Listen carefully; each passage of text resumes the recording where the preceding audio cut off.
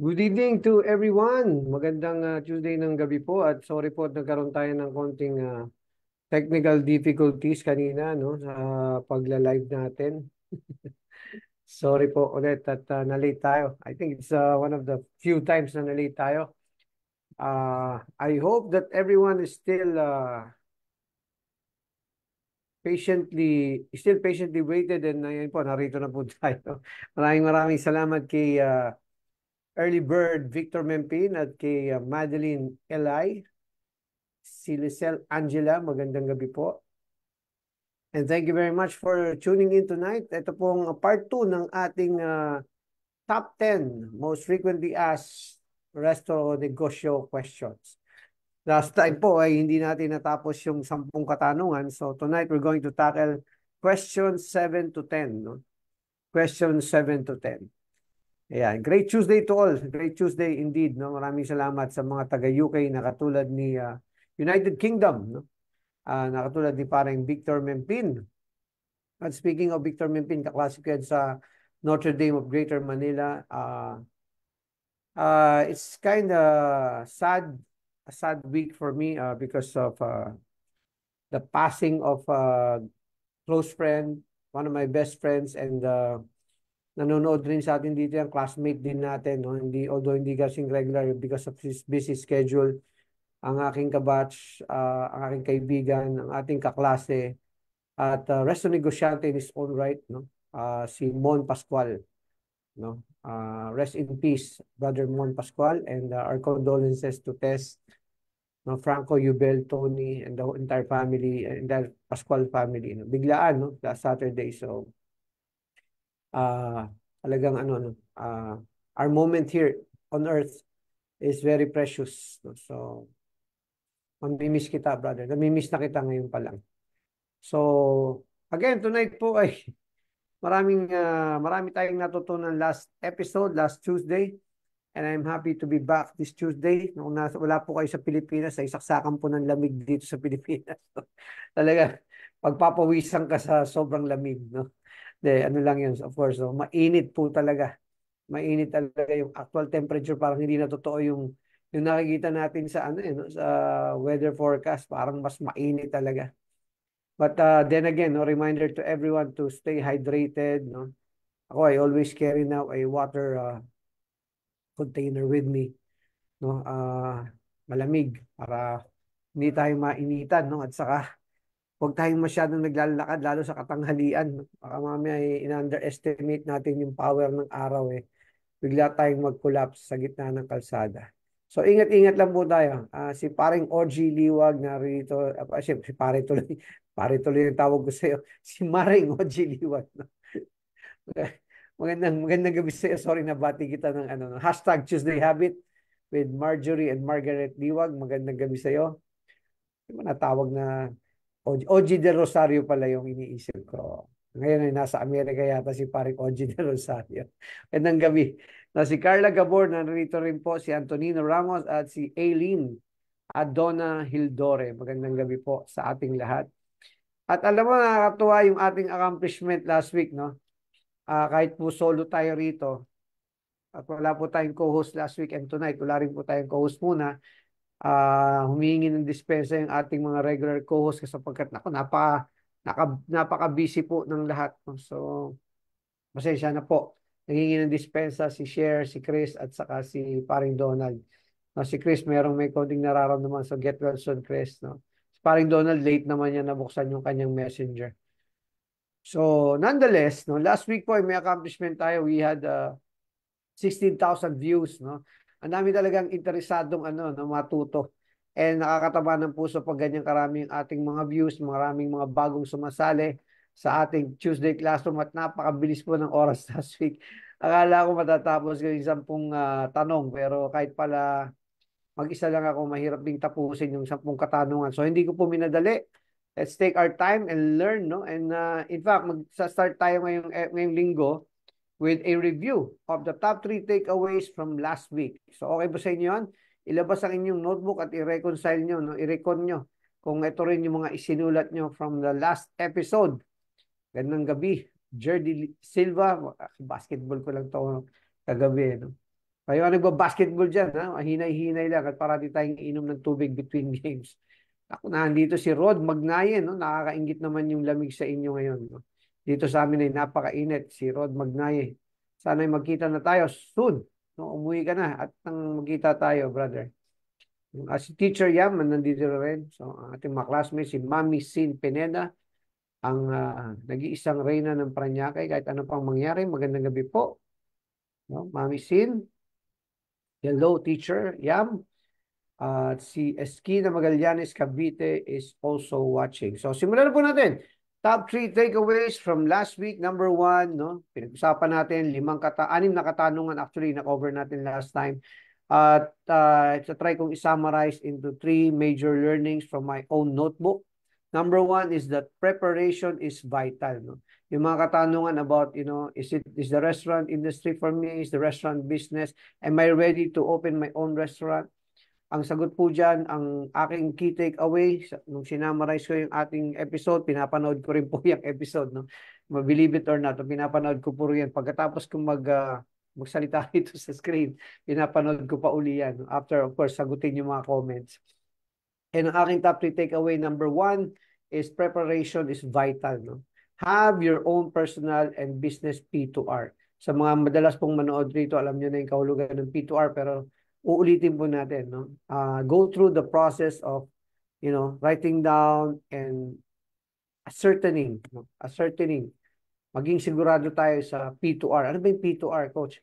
Purpose, no? Vision.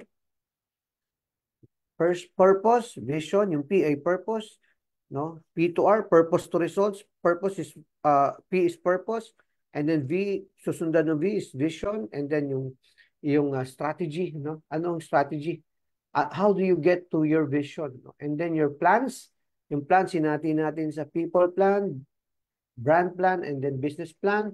And then you have the S, which is the systems, how to make it easier for you and your team to accomplish the goals, to execute the plans, and to reach the vision. And then pagtapos ng S, no, meron yung actions, o yung A, yung actions, no. Yung actions natin should be defined as aligned with the vision, aligned with the strategy, aligned with the systems, aided by the systems rather. And then yung results, pagka nagawa niyo po yung P to A, yung results po will be very much aligned, with your, and in moving you towards the accomplishment of your vision and of course the achievement of your purpose. So ulitin po natin, P to R, purpose, vision, strategy, plans, systems, actions, and results. Never go straight to action, no? Although sabi ko nga, fan ako ng Nike, no? Na gumagamit din ako ng Nike, but I don't subscribe dun sa just do it sa konteksto ng P2R, no? Purpose to results. So yan po yung ating unang takeaway. Yan po, hitik na hitik po yan. If you're asking for an ultimate prerequisite bago mo buksan yung negosyo mo, isa po yan, no? Preparation is vital. Have your own personal and business P2R. Number 2, number 2 takeaway natin from last episode 169. Ngayong gabi po ay milestone episode number 170.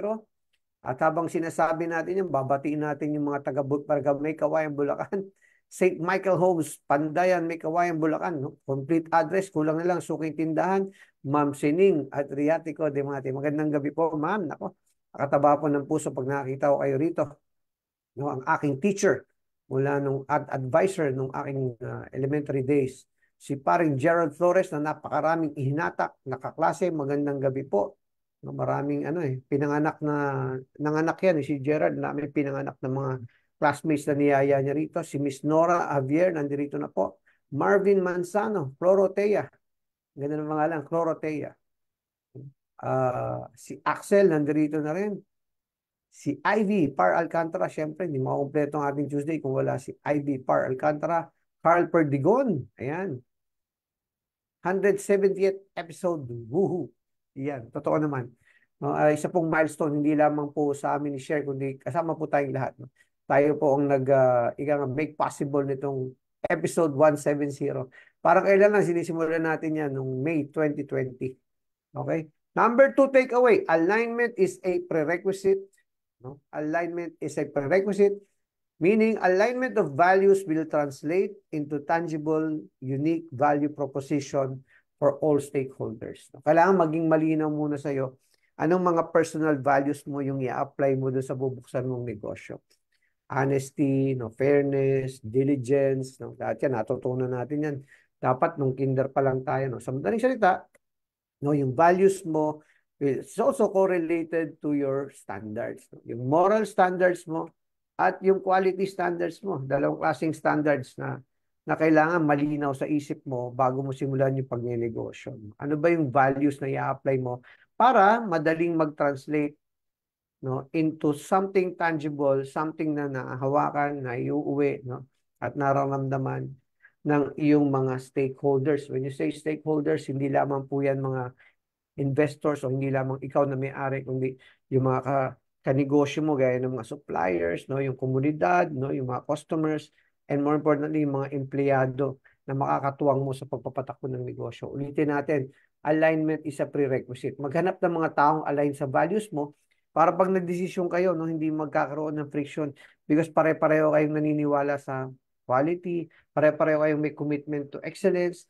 pare-pareho kayong nagpapahalaga sa honesty as the best policy, no? And then, naniniwala kayong lahat sa disiplina, no?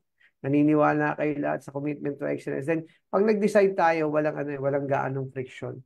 So pag nagawa natin yung alignment na yun, bago pa man sinisimulan yung negosyo, it will naturally translate into a lot of tangible values para sa mga stakeholders ng negosyo. Number 3, so pangatlo na, you must become, ito, paalala parati ito, no, trademark na ng Coach and Share to, that you are not just opening a business. You know, the preparation required, no, to become a resto negosyante, you're actually going to become an inspiring leader of people. You must become, siguro rephrase natin, you must become an inspiring leader of people, no? Hindi pala sigurado ko, dapat i-rephrase natin. You must become an inspiring leader of people, an authentic brand ambassador, an authentic ambassador of a brand, and an astute manager of a business. So pag nagsimula ka ng negosyo, akala mo magninegosyo ka lang. Magsisimula ka lang ng negosyo. No? Hindi, tatlong component po yan. Pag nagnegosyo ka, mamumuno ka ng mga tao at magbibuild ka ng relationship sa mga tao. Ang customers mo ay tao. Ang empleyado mo ay tao. So you need to be an inspiring, influential, no? And trustworthy. Yan ang magandang word na ginagamit. Trustworthy leader. And then secondly, you must become an authentic ambassador of the brand. No? Recognize mo that there will be branding needed. There will be there will be an aspect of marketing and sales involved. And that you yourself will be the personification of your brand kung gusto mo maging relatable yung brand. Diba? You should be the human factor or the humanization, the personality of your brand. And then, lastly, you must be an astute manager of a business. Sabi nga natin, di ba? Signature dish, signature experience, and a profitable, scalable, and sustainable business model. So, yung tatlong yun, ang requirement din nun is a leader, a brand ambassador, and a manager. Yun! Napakaganda pong summary ng ating napakagandang episode. Hindi po tayo nagbubuhat ng sarili natin bangko magkaka-classmates, pero ako nag-enjoy talaga ako last time, kahit mag-isa lang ako. It was better than what I expected. Last week po talaga, hindi lang halata. Dahil parati naman maliit yung mata ko. Medyo pagod ako last week eh. And ngayon naman po, medyo malungkot nga ako dahil sa pagpanaw ng kaibigan nating si Mon. Pero I dedicate this episode to your brother Mon Pascual. No? Pag binaligan niyo yung mga ibang episodes, makita niya pag nanonood si Mon, may mga komentaryo yan, nag-share ng insights, no? And we will miss him, no? We will miss him. Yan, hello classmate. Nag-helloan na sila. O yung mga magkakaklase. At syempre, inaabangan natin yung darating yung araw na magkikita-kita tayo at mag-face-to-face tayo, di ba? Sa 200 episode sana yan para talagang saktong-sakto, no? Align na align. Sige, marami pa tayong katanungan. Kailangan tapusin, 8:49 na. So, again, pasensya po at medyo, no, na-late tayo. Nagkaroon ako ng technical difficulties. No? Bumitaw yung signal ko sa laptop, so I had to reset. So, no excuses. No, my apologies. So, question number 7. Nagtapos tayo sa question, top 10 questions, di ba? So, top 7 question na tayo ngayon. Yung sa mga frequently asked, most frequently asked. Madalas itinatanong sa akin, what are the typical costs of starting a restaurant in the Philippines? O yan. What are the typical costs of starting a restaurant in the Philippines? So, syempre, no, kung ikaw-qualify natin with iba't ibang uri ng restaurant, iba't ibang klase ng investment cost, no? Depende kung magtatayo ka sa ng malaking restaurant, maliit na restaurant, fast food ba or QSR, casual dining ba, no? Hole in the wall lang ba na, mag-start ka munang maliit as, kami rin, yun naman naging simula namin, maliit na space. I think it was just 50 square meters, no? Parang hindi pa nga eh. With a little bit of outside seating. So, ang sasagutin natin, breakdown natin yung mga kailanganin mo. Number one, you have to allocate, no? If you're talking about a brick and mortar dine-in restaurant. No? So of course, obviously, you have to allocate an investment for yung pag-develop ng lugar. No? Depende. Again, pag sa mall, medyo mas magastos po. Hindi medyo, mas magastos talaga. Significantly higher yung cost because of course, there are requirements of the mall. So breakdown natin, no? Eto, mapagpaniwala ako rito, no? To start things right. So kailangan mag-engage ka ng designer, ng tamang designer ng restaurant. No, yung architectural, yung interior, ano yan eh, relatively easier. But what you have to invest in is the mechanical aspect, no, yung mechanical, yung exhaust, no. Yung sinasabing kasing complex kaagad ng mga malalaking brand, but at least no, safe siya, no, hindi mag-uusok yung restaurant mo, magiging komportable yung dining experience ng customers mo. So I always tell you that the mechanical, electrical, and sanitary or yung plumbing and sanitary, no, yung paglabas ng mga mantika, no, yung mga, alam mo, ang restaurant, ano yan eh, maraming ina-out, no, na, o inilalabas na, na waste, no, na kailangan i-treat muna bago mapunta dun sa sewer line, no, sanitary line ng city or ng town, no, o ng municipality. So, the responsible thing to do is I would invest in a designer, no? Especially for those three things. Actually, yun ang benefit pag nag-open ka sa mall kasi matututunan mo yung basic requirements na in the end marirealize mo, no? In the long run marirealize mo. It's also beneficial for your business, no? And for your customers. So yan, no, investment in design and construction, no? And then you have to invest in training, no? Training people. Kasi if you don't invest in training, no, anong gagawin mo? Mag-start ka from day one, hindi mo tinrain yung tao. So hindi talaga no, hindi advisable at hindi responsable yung ganun. So you have to allocate for training hours, no? May papasweldohin ka na bago pa man bago pa man mag-open. Yung mga part of your pre-opening, ang tawag ng pre-opening expenses is dapat naka-incorporate din yung training, no? And then secondly, kaugnay ng construction, yung equipment, no? Yung mga equipment na gagamitin mo. So, yung binabanggit ko rin yan nung nag-coaching session ako with Coach Chinky Tan. Magandang gabi sa'yo, Coach Chinky. Tumawag siya sa akin, parang and I'm always enthusiastic pag tumatawag si Coach Chinky. Magandang gabi sa'yo. No, sapagkat may mga forthcoming collaboration. Maraming salamat po for keeping me in mind. So, equipment, no? So, ibig sabihin, kung i-rewind natin ng konti, kailangan na pagplanuhan mong maigi yung menu. Kasi yung menu mo will drive the design of your kitchen, will drive the enumeration of the kitchen equipment that you need. So yung size ng kusina mo is very important, no, to tackle early on. No, hindi yung magbukas ka lang ng kusina and then bahala na kung anong menu na gagawin mo. Baliktad, the menu actually will determine the equipment that will be inside the kitchen. No, and mindful of yung binanggit natin kanina, no, having a core menu that has signature dishes, no? So kailangan prepared ka. Yung time and motion, yung schematics, yung layout, no, yung actually mga pang-industrial engineer magagaling diyan, ano. So yung galawan sa loob ng kusina ay magdidepende kung paano mo inilatag or inilayout, dinesign yung kusina, no? Yung kusina ang puso ng because yan ang magdedetermine ng serving time, yan ang magdedetermine ng efficiencies, yan ang magdedetermine ng kung meron kang waste o hindi, di ba? Yung latag ng front to back, no? Yung flow, na tinatawag, no? Importante yun, FLOW, yung flow, no? Yung paano dadaloy, no? Literally, from paano i-deliver, from delivery, paano mo i-store, from storage, paano mo ipe-prep, from prep, paano mo ilulutuin sa linya, di ba? So lahat yan, no, yung storage, naka-importante rin pinagpaplanuhan yung storage. So sinasabi ko, ang tatlong nabanggit na natin, just to recap, design and construction, diba? Equipment, no? Training. So, isingit natin, no? Lagyan natin singit sa gitna. Equipment and furniture. So, pag na-determine mo kung paano mo ma-determine kung gaano kalaki, gaano karaming upuan at silya yung lamesa yung kailangan mo kung hindi mo ini-layout ng tama, no? Hindi mo in-optimize yung layout ng kusina, baka mabawasan yung dining area mo. So, you have to, again, no, yung nakikita mo yung value kagad ng investment mo sa designer ng pagtulong sa'yo. And then, no, equipment, furniture, hindi naman kailangang mamahalin, pero dapat naakma, no, may marketing aspect na yan. So, paano mo lalatagan ng tamang furniture para mo di-design ng tamang interior kung hindi malinaw sa'yo kung ano yung brand mo? Ano yung concept mo? Hindi pa pwedeng chapso yung itsura, di ba? So, afterthought, parang dating. Dapat cohesive. Hindi parang pinagtagpi-tagpi lang. So, cohesive dun sa brand. So, it means that yung brand personality, you have to understand your brand personality and it needs to manifest into the restaurant's design. So, yun po yung mga iniinvestan. So, training, yung operating capital, no?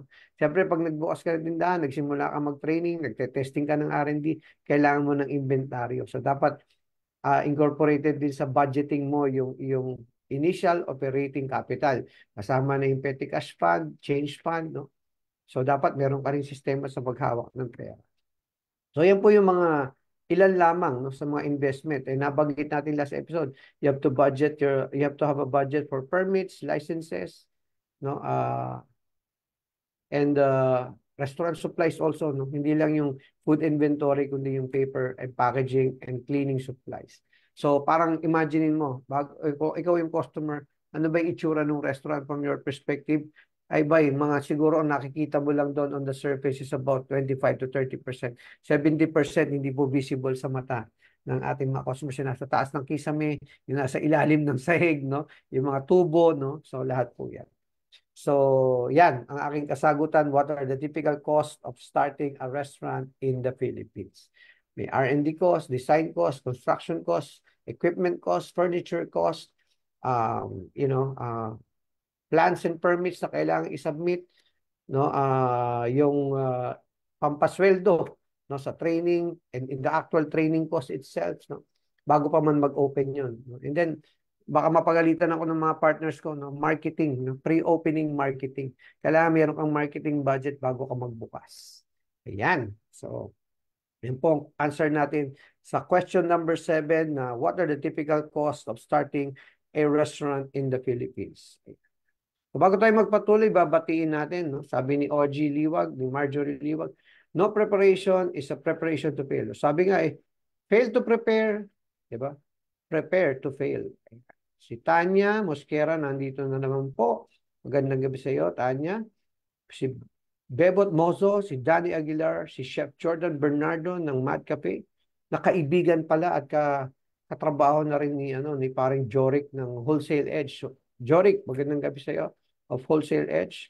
Simon Tess, andito na po ang mga taga Go Negosyo. Magandang gabi po, Miss Sai. Nice to see you again too. Ayan. Thank you for using your personal resources to bless us and share experiences. I'm just paying it forward po. All from God, all for God. O si Bing Encarnacion, si Ebing. Magandang gabi sa iyo, Ebing. Ayan po talagang successful na catering business nila, function, no? Sila po yung mga nagpo-provide ng mga pagkain sa mga events, no? Magandang gabi sa mga taga Rich Gold. Ayan, mga taga Rich Gold dyan. Speaking of these equipments and store design, ano po yung mga essential for a small resto? No, importante muna yung core yung core equipment mo sa pagluluto ay pagpe-prep, no. Kailangan nandun sa standards tayo ng ng may food safety at saka yung walang hazard pa sa mga customers. Yung mga basic equipment lang, no? Hindi naman kailangan yung high-tech at branded agad. But you have to be mindful also, natutunan namin yan the hard way, no? Blessing na lumakas yung restaurant namin after 1 month of operations. So nagsimula kami sa electric fire, then eventually, no, nabawi naman, nag-progress kami into a better and more efficient equipment as you go along. Ayan.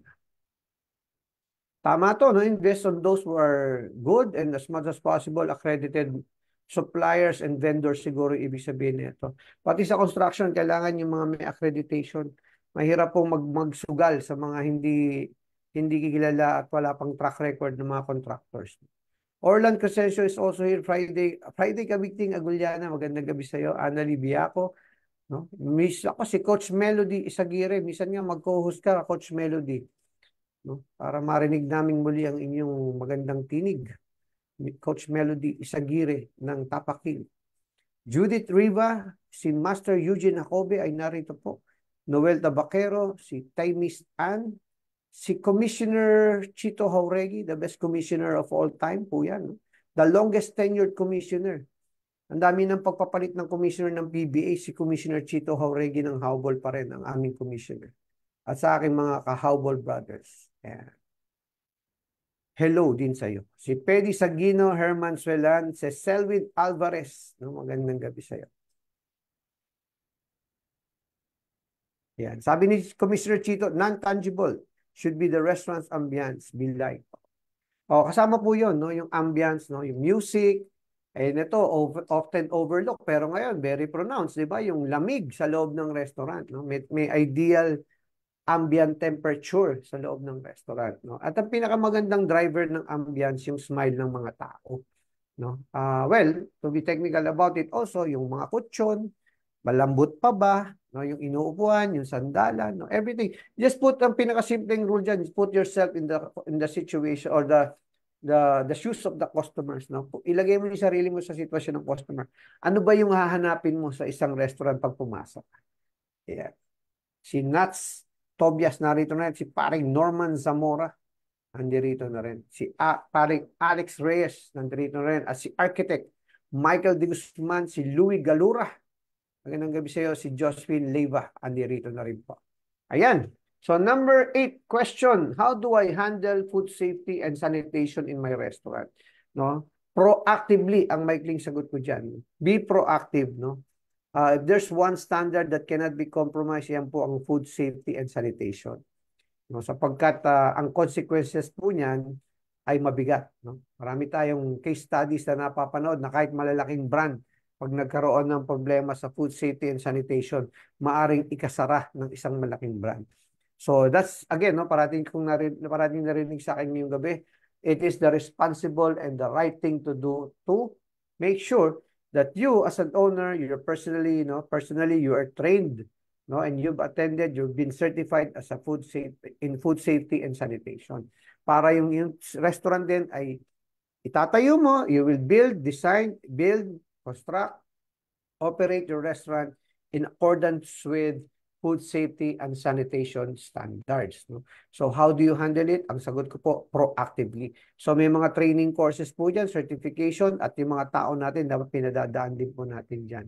Ulitin ko, lahat ng itinayo mo, pinagpaguran mo, pinuhunan mo, maaring gumuho yan. Pag may isang insidente ng food safety and sanitation na nakasira ng kalusugan ng iyong mga customers. No? Kahit isa lang sa mga customers. And again, no, as much as there are permits, licenses, requirements, supposedly to ensure that restaurants comply. Sa Pilipinas po, no, it's very hot, it's very humid, no. May mga issues din sa tubig minsan, no. So it's up to us restaurant owners to ensure that we are setting and always calibrating higher yung ating food safety and sanitation standard sa sarili nating restaurant. Yan. Okay? Question number 9, what are the current trends in the restaurant industry? Ako, napakarami pong trends, but let's talk about, you know, the trends. You know, siguro ang number 1 na sagot ko dyan, marami parating trends. Kung nakita nyo, nagsacycle lang po yan. No? May mauuso, maraming gagaya, maraming magtatayo ng similar businesses. You know, the trend now is for foreign brands to be brought, not just from, actually, konti na nga po yung galing sa US or sa Western areas ng mundo, kundi marami are Asian concepts na dinadala rito sa Pilipinas. No? Marami ring mga recently, kakabukas lang po ng mga galing sa Korea, galing sa Taiwan, no? Galing sa Japan, no? Marami po yan. Mas marami na po yan kaysa yung mga nanggagaling sa US na branch. No? But recently, nagkakaroon po rito sa Pilipinas lang, no? I can only speak for the Philippines, hindi ko siya nakikitang trend sa ibang bansa, no? parang nagkakaroon ng renaissance yung mga US brands, no? Kasi in the US itself also, meron ding mga trends doon na align doon sa nagiging trends dito. Alam mo, ang commonality, medyo may edad na rin po ako sa industriya, no? At 30 plus years na ako. Ang basic premise, no, if you know, of a brand that really will create a trend, no, and ng commonality ng mga trends, no, whether it's a short-lived trend or a longer term and more sustainable business. Yun po yung differentiation. Kasi may mga trend na nagtrending lang siya, pero may iwan yan. For example, let's say for the milk tea industry, no? Napapansin nyo ngayon yung milk tea, ano na eh, nagpipino na, no? Nagfi-filter na. Naiiwan na lang yung 1, 2, 3 brands na talagang mayroong quality, may consistency, no? Merong mga signature items na hindi mo matatagpuan sa iba, hindi kayang kopyahin, hindi madaling kopyahin ng mga nagsisimula na ibang mga, ika nga yung mga ano lang, no? Gumagaya. So yung barrier to copying is harder, no? Yun yung mga naiiwan, no? Yung meron talaga silang consistent operations, commitment to excellence, no? Ayan, nakita nyo kanina, pag-usapan natin, food safety and sanitation standards, di ba? So masalita yung mga sumunod dun sa, in a way, no? Yung framework na P2R, no? Meron siyang malinaw na purpose, maganda yung vision ng company, no? Merong plano, business, may strategy sila, paano nilang mararating yun. And ako, ang sagot ko lang, yung translating from a trend to a sustainable business, kailangan meron ang unique value proposition, no? Na ikaw lang yung makapag-deliver. Then we talk about the sweet spot, di ba? Karamihan ng mga matagal na negosyo from trend to a sustainable business, no? Gaya nung nabanggit natin ganyan, signature dish, signature experience, and then a profitable, scalable, and sustainable business model. So meron ding mga kaugnay na sagot pa doon, ano? Yung mga nagsusustain, yung mga ano no, yung mga disiplinado, no, naglalagay ng sistema, naglalagay ng standard para kahit na nag-expand sila, yung experience ng customer is not diluted, no? Consistent pa rin yung execution. Then you have the ano no, you have the uniqueness of the brand, yung unique value proposition. Not just the unique product, but the overall experience, no? Yung value ng overall experience. Sulit, no? Hindi siya, kahit nagkakaroon ng inflation, ng menu price changes, no? Nagka-calibrate siya para nang naaayon sa value equation as defined by the customer, not as defined by the business owner. Okay? So, marami pong trends, no? Ngayon, nakikita nyo, sa pagkain, no? Yung mga, tingnan nyo lang, open nyo lang yung TikTok nyo, di ba? Yung Diwata Pares, no? And all of these things, no? Ang challenge dyan, siguro doon ka na lang anggulan yung sagot ko, is how do you evolve from being a hype, no? A hype brand to a sustainable brand. So, ang sagot po ay nasabi natin nung part 1, no? Yung pagiging kumpleto ng becoming a leader, brand ambassador, and manager. Dapat ma-recognize mo yun. So, well, trends, it's driven by taste, by visuals, by, a lot of it is about, trying and testing. I think the holy grail is, the holy grail for restaurant owners is that when people try you, you need to be able to, meron ang ability to make them eager to come back and excited to share their experience with others. It's something that they will gladly recommend to their friends and their families. Ayan. So, ang dami pa pong humabol. Siguro kanina nag-try sila, tapos wala ako. No, sorry po. No? At bumalik tayo, mga 8:33 na yata tayo nakapag-live. Reginald Meneses, magandang gabi sa iyo. Pilo Jimenez Jr., Agnes Co., Ricky Saromo, Jesse Valencia, Rolly Campon, si paring Chris Mauricio, magandang gabi sa iyo. Ito mga successful na negosyante, pero nakita niyo po, nandito pa rin po, nag-a-attend ng ating Tuesday class, no? Magandang gabi, paring Chris Mauricio. Welcome back to the Philippines na ba? Nandito ka na ba? Si Jerome Pamposa, no? Aking napakasipag na pamangkin. Gloria Emperado, Elvin Senson, Allen Lumawag, Boyet Socaldito. Ayun, si Boyet Socaldito, magandang gabi sa iyo. Si Felicitas Patok, pangalan pa lang, patok na po. No? Felicitas pa, no? Talagang napaka-positive ng pangalan ni ma'am. Magandang gabi po. We're happy to have you here. Madeline Eugenio, magandang gabi sa'yo. Siyempre pa, isa sa mga regular classmates natin. Magaling na to sa pagpapatakbo ng restaurant, sa systems, sa analytics, sa operations, name it, marunong to, no? But nanonood pa rin po, kita nyo, no? Nanonood pa rin at gustong mag-share, mag-coach and share, no? Si Harold Mauricio Diang, magandang gabi sa'yo, bro. Si Millicent Virata, magandang gabi sa'yo, teacher. Teacher Lian. Ayan, si architect, sabi niya, relate sa ACU concerns nowadays. So, talagang sumusuko po ang mga air condition. Pag hindi po tayo nag-preventive maintenance, ngayon natin dadanasin yung consequences ng ating pagiging reactive at hindi proactive. Tama ba, Architect Michael? No? Yung preventive maintenance, napaka-importanting aspeto yan, no, na ginagawa natin yung pag-maintain ng equipment bago pa masira at bago pa tayo makaramdam ng init. 'Di ba? Kung mahal natin ang customers natin, dapat pinaghandaan natin. Isipin mo bang merong mga nasunog na sasakyan sa may airport sa sobrang init, 'di ba? So, buti na lang at imagine mo yung taong nag-iwan ng sasakyan nung pagbalik niya sunog na yung sasakyan, 'di ba? So, ayan, umuo na si Coach Mel, no? Minsan magko-co-host siya. Salamat. Ngayon pa lamang, nagpapasalamat na ako sa iyo. Tapa Queen. Ayan. Merong nga not sure dito. Sabi ni OG, not sure lang coach, but as both a customer and someone who work as food industry, the trend is really yung mga express na in 5 to 10 minutes dapat ay mai-serve na yung mga orders nila.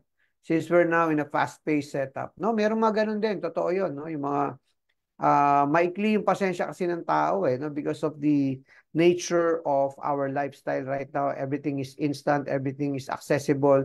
So natural lang no na lalo yung mga nagsisipag yung mga busy no at ayaw maistorbo sa mga screens no. Kailangan yung mabilisang food serving time. Totoo 'yun, tama 'yun, OG. Ayan.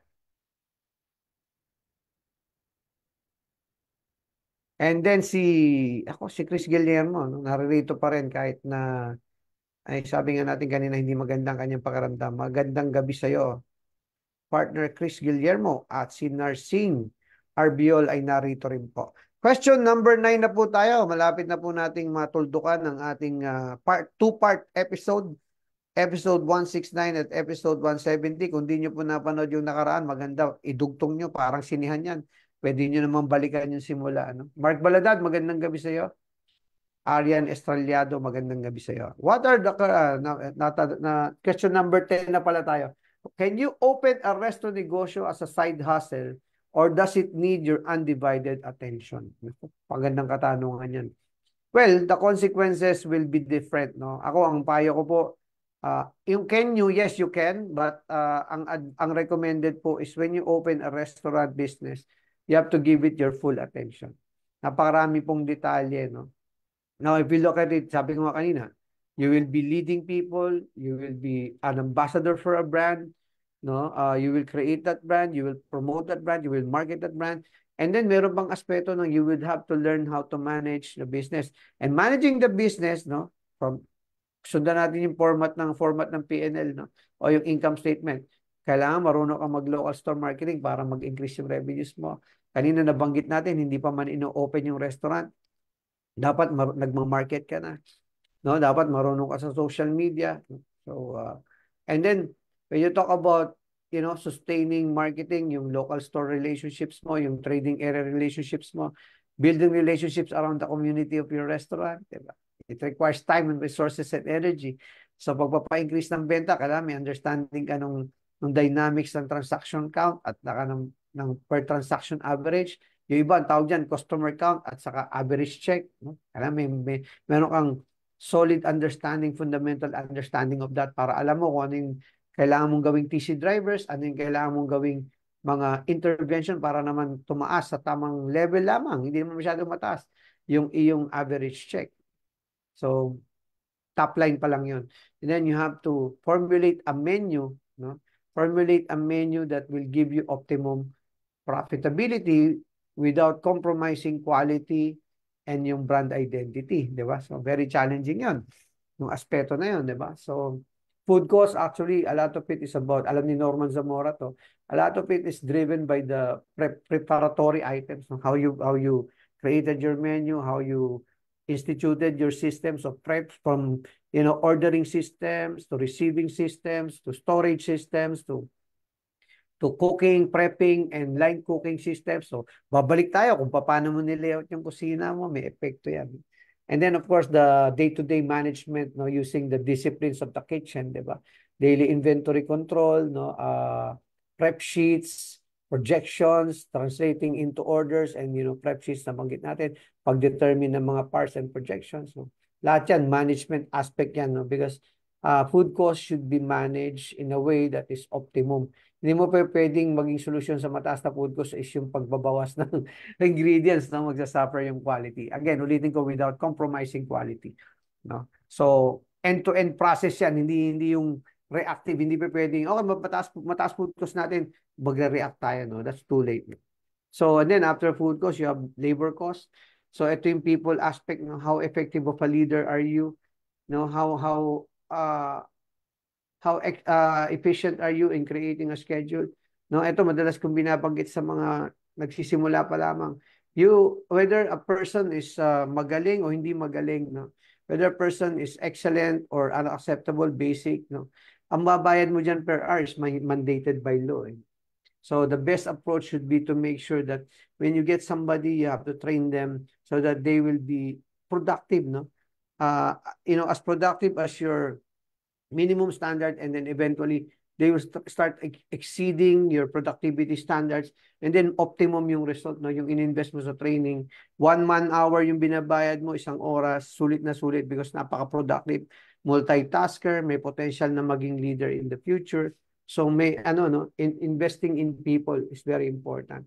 And investing in people requires proper recruitment, no? Recruitment is the driver of people, of effective people, no? Hindi yan people systems. Meaning, hindi yan yung tipong after recruitment, saka trainingin ko na lang. No? Mas magandang approach na mas mag-pay attention tayo sa tamang recruitment, alignment of values, no, and alignment of standards. No? Hindi natin pwedeng baliin yung standards natin para lang, punuin na lang natin kasi kulang tayo. So, you won't want to be in that position. And you don't practice on customers as well. So, magmamanifest yung people aspect sa labor mo, productivity, no? And kung kaya nga sa ibang bansa, pati hindi natin kakayanin dito. No, hindi na katwiran ngayon yung nasanay tayo, mamura kasi labor dito. Hindi pa pwedeng ganun yung katwiran mo pagka ikaw yung nagpapasweldo, no? And more importantly, if you're looking at the longer term success of your business, you have to invest in training people, and more importantly, i-rewind natin, recruiting the right people with aligned values, no? And based on your assessment, character, values, no? And then competency, with the right competencies that will deliver, no, yung results or magdi-deliver ng mga experiences sa yung mga customer nang naayon or aligned with your company objectives and values. Okay? And then after labor cost, no, kailangan natin pagtuunan ng pansin, no, yung pagpaplano natin ng maigi, how to plot the management framework of your store. Diba? Kasi ako, pananaw ko, bawat isang shift, dapat may MIC yan. Eh. So how do you plot that? No? Paano mong i-ensure na hindi ka ma-over sa management labor, and sa halip, no, magiging optimum yung performance ng management team mo para makapag-deliver sila ng results na mas mataas sa dinideliver ng mga pangkaraniwang partners or team members. Okay? And after labor cost, no, yun na yung gross profit mo kasi after nung revenues, minus mo yung food cost mo, saka paper cost mo. Iba yung paper cost, nilalagay sa ilalim, restaurant supplies. No, food and paper cost, freight cost, no? Anything to get the goods into your store, ready for prepping. And then yung labor cost mo. No? And then after that, yung maraming mga items na, no? Utilities, no? Andyan yung, nabanggit ko kanina, cleaning supplies. No? Nandyan yung communication expenses, transportation expenses, yun yung mga controllables o yung meron tayong pwede nating ma-manage yung cost. No? So after that, you will have your total controllable expense and total controllable income.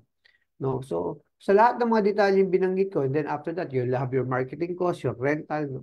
Lahat ng mga nabanggit ko, I think yun yung sagot eh.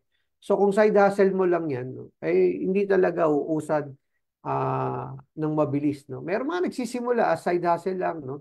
Nagsiserve muna ng takeout. But eventually, if it grows to a scale, no? Depende kasi sa vision mo kung ano bang scale yung gusto mong i-achieve, di ba? So, what you put into the business, the time and effort and energy, di ba? Yun din yung magiging resulta ng negosyo. Pero sa dami ng detalye ng restaurant business, it's very dangerous and risky if you do not put your full attention to it. Yung dinedelegate mo kagad, no, mag-hire ka lang.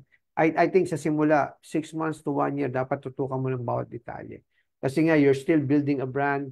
No? Building a brand, you're leading people, and you're managing a business, setting it up for success. No, lalo yung pag-i-implement, I cannot overemphasize yung importante ng S sa P2R, no? Systems, yung pangalawang S. Establishing your systems, recruitment systems, people development systems, operational systems and standards, and then you have your performance management standards, and then your compensation, benefits, rewards, recognition, systems and standards. 5 rectangles yun. Okay? So, napahaba yung sagot ko, pero ang sagot lang doon, well, ang recommendation ko, can you? Yes, you can, but ang recommendation is give it your full attention, lalo kung sinisimulan mo pala. Sadyang napakabilis po ng oras, no? At nakakatuwa habang nagsasalita ako, nadidistract ako. Ang daming dumarating, gaya ni Marcy Marcelo, magandang gabi sa iyo, si Arnold Balansag, si Nick Uban, si Earl Diaz. Earl Diaz, hindi na tayo nakapagkwentuhan, magkwentuhan tayo soon.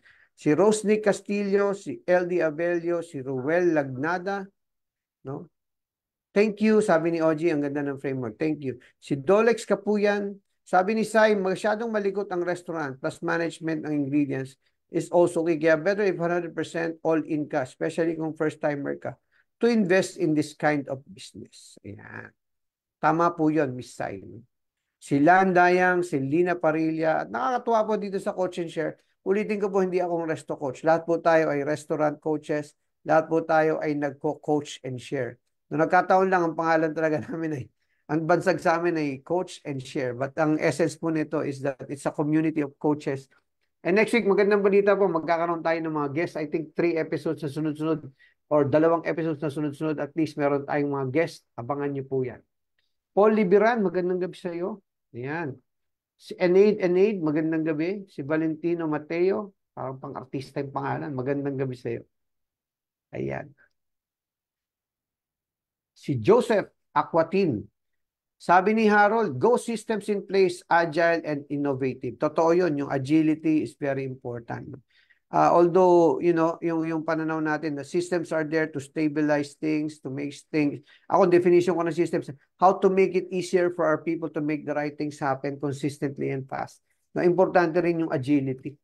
Na pag mayroong mga pagbabago sa merkado, pagbabago sa even, you know, some tangible things like presyo, supply chain issues, kailangan agile tayo. No, natutunan lalo natin 'yan nung pandemya. 'Di ba? Mark Abellion, ako, magandang gabi sa iyo. Itong magaling na ka-basketball ko rin yan, si Mark Abellion. Also a hotel operator. So baka i-guess din natin 'to, yayayain natin si Mark one of these days. Sabi ni Joseph, isa po kayo sa favorite kong coach during DTI training. Nako, maraming salamat po, Sir Joseph. At sana po ay tuloy-tuloy na pong mas marami akong kasi ang paborito ko, Joseph, yung Module 1 eh. Gusto ko mag-focus doon. Gusto ko mag-specialize sa Module 1. Kaya pag may nagyayaya sa akin doon sa ano, no, yung on wheels o kaya yung mga ibang modules, sabi ko, can you please just focus me or put me in the Module 1. Gusto ko yun, yung entrepreneurial mindset. Kasi gusto ko yung fundamentals. So, salamat po sa mga feedback ng mga taga-Kalamba, gaya ni Erwin Lancero, no? Gallego Lancero, no? Si Yobolo Tabaranza, magandang gabi po. At si Raymond Mon Democrito, ako, magandang gabi sa iyo. Ito, mga magdadala to ng bagong concept dito galing ng US. Pwede na bang i-announce? So, malapit naman na eh. Pa-announce natin. Si Ivy Simbahon. Magandang gabi si Ivy. Okay, punta na po tayo sa ating napakabilis ng oras. No, pag mag-isa ako, parang mas pabilis yung oras. Napaka-fundamental at napaka-basic ng ating resto quote for the week. Pero ako po ay nagsusubscribe dyan. To ask the right question is already have the solution of a problem. Sabi po ni Carl Jung, no? Isang mga, ano yan eh, Swiss ano tawag doon? Psychometrician, psychologist, psychiatrist, no? Si Carl Jung at artist din yan eh, no? Illustrator. Sabi niya, to ask the right question is already have a solution for problem. Totoo po yan. Ako po is, as I gain experience sa pagiging manager, leader, executive, owner, resto negosyante, na-realize ko, ang daming resources na nasasayang pag maling tanong yung itinatanong natin. If we're not focusing on the root cause, so pag hindi natin nahanap yung root cause, at hindi natin natanong yung tamang katanungan, no? Baka gumagana yung ating organisasyon working on the wrong problems. Okay? So, yan po ang ating napakabilis na episode. Isang oras pa rin naman, pero parang napakabilis po. At maraming salamat sa sumama sa akin ngayong gabi. Namimiss ko po yung mga kapartners ko at nagpapasalamat ako at narito ang mga taong katulad ni Lourdes Aban, no, si Amelito de Ala, si Simon Tess. Maraming salamat sa iyo. Parati kang ano dito, parang co-host sa comment section kasama ni OG Liwag. Yan. Maraming salamat sa isa na namang episode na full of insights. God bless you po and everyone else. So alam ko pong si Juliet, uy, magandang gabi, si Ariel David. Alam ko marami po ang busy, so magpapaalam na po tayo. And again, nagpaalam na po tayo sa huling pagkakataon sa ating kaklase dito, si Mon Pascual, aking literal na kaklase ko at matalik na kaibigan, no resto negosyante, corporate executive. Maikwento ko lang, they were trying, before he passed away, he was very busy trying to help the Philippines with yung mga windmill sa dagat, no? To create alternative energy. Sana po ay may magpatuloy nung legacy, nung vision na yun. So, may you rest in peace, brother. And this episode is dedicated to you. So, maraming salamat po, mga classmates. At ipagpatuloy po natin, let's continue our efforts to coach and share. Gandang gabi po. God bless.